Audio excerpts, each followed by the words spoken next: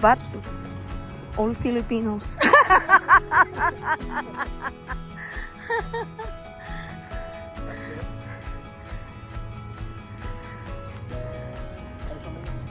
Hi everyone, it's Friday here in Hawaii. Ito po yung school ng anak ko. University nila. Dito kami ngayon dahil recognition niya.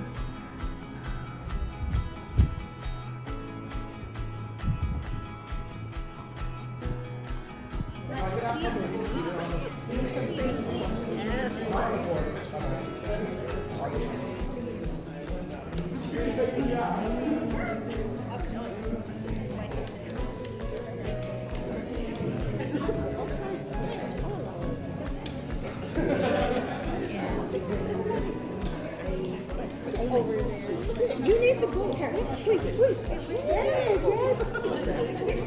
May channel pa po. Ayan, pagkatapos ng kanilang recognition, siyempre may pagkain. Lagi silang may pagkain pagkatapos ng event. Kaya, ito na po ang kainan time, ang saya-saya.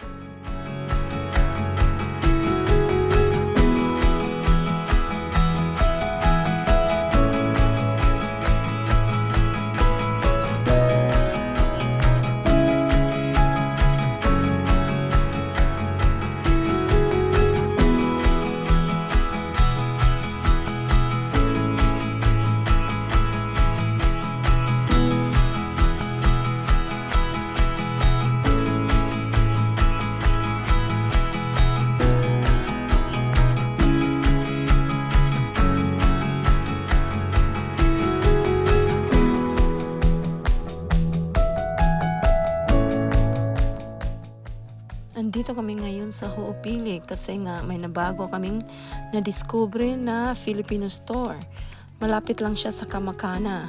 Kaya tumingin kami agad. Kasi na-miss namin kumain ng Filipino food.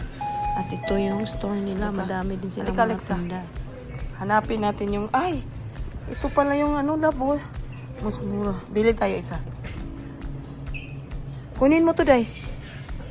May ladies choice. Asa na yung corned beef? Ay nak, ito yung nakikita ko. Chili mansi. Ito yung nakikita ko sa nagbablog. Hi! Ako yung tumawag sa corned beef. Sabi namin, bakit? Ano naman to? Subdivision? Asan yung store? Natalo pa kami. Hindi nga, ito nga yung address. Oo. Asan yung corned beef?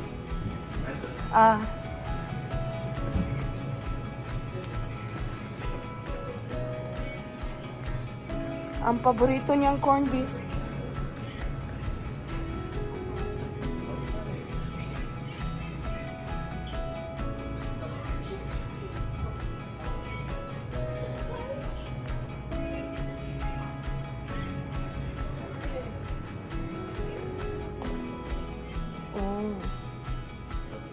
Oh, may nido.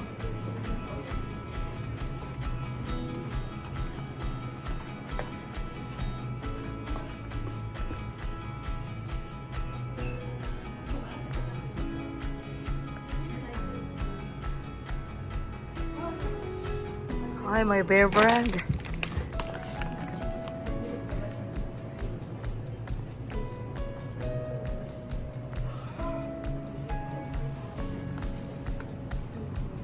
Uy, hanapin mo ang corned beef. Dito makita ang corned beef. Ay, corned beef? Oo. Oh, kapuso obe. Halo-halo. Nata di coco. Sasa girl, halika. Kunin mo nga to. Kuha ka isa. Ayun, natapos na po ang SNL. Kaya yan, magbili sila doon sa GameStop. At ako naman, patingin-tingin dito sa Banana Republic at Old Navy. Tingin lang. Walang balak bumili. Pakita ko lang sa inyo ang store ng Old Navy Outlet at Banana Republic. Kaya yun.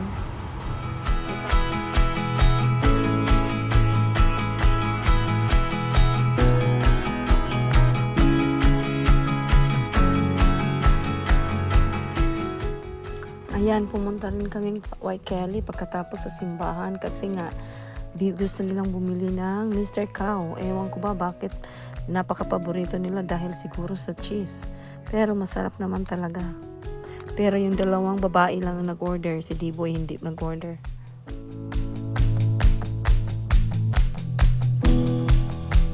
Ayan, tapos na. Kaya uwi na kami. Salamat sa panonood.